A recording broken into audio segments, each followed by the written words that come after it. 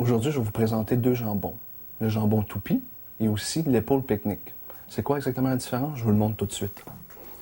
La différence entre les deux jambons, si on commence par le toupie, c'est vraiment de la fesse qui a été désossée, qu'on a tout regroupé ensemble et on a fait saler légèrement et après ça, on a fait cuire. Parfait pour les jambons pour le sandwich, pour vos enfants, des trucs comme ça. Ou sinon, on fait juste des grandes tranches poêlées avec un peu de sirop d'érable, c'est parfait.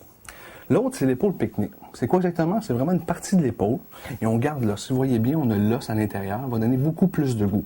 La même chose que le premier, était légèrement salé et aussi en plus, on le fume légèrement, va donner vraiment un bon goût. Et je vais vous montrer aujourd'hui plus pour l'épaule. On va mettre dans une braisière et on va le faire retirer au four à peu près 2 heures. Il est déjà cuit, ça c'est sûr. Mais là, on va lui donner un goût, des aromates. Déposer dans une braisière, dans une casserole. On rajoute quoi? Un sirop d'érable. Si vous aimez le miel, si vous aimez la cassonade, on peut prendre autre chose sans aucun problème. Une bonne quantité de sirop d'érable. Et après ça, c'est les épices. Un peu asiatique, un peu québécois. On va faire un bon mélange. On met quoi? Gousses d'ail entières qui vont rôtir, qui vont donner leur goût durant la cuisson. On ajoute anis étoilé, cannelle. Vous voyez, tout en gros morceaux. On peut peut-être juste casser un peu la cannelle légèrement.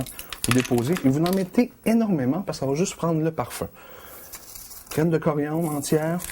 Feuilles de laurier, girofle, poivre jamaïcain. On n'arrête pas, on en continue, on en met.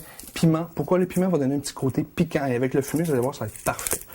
On ajoute ça dessus. Graines de fenouil. Pour terminer, un petit peu d'huile d'olive. Et on rajoute de l'eau.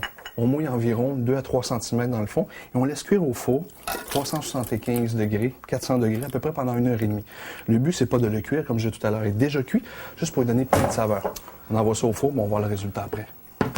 On laisse cuire environ 1h30, 2 heures. C'est pas pour la cuisson, c'est pour bien caraméliser. Il faut pas s'inquiéter sur le dessus, le gras brûle comme tel, c'est pas grave, on le mangera pas. On va donner un bon goût à notre viande.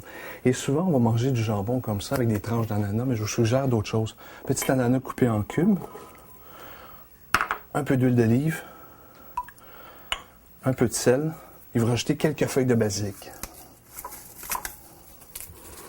toute façon-là, ça va donner un côté frais avec les épices, ça va être parfait. Et vous voyez, c'est pas plus compliqué que ça. Bye!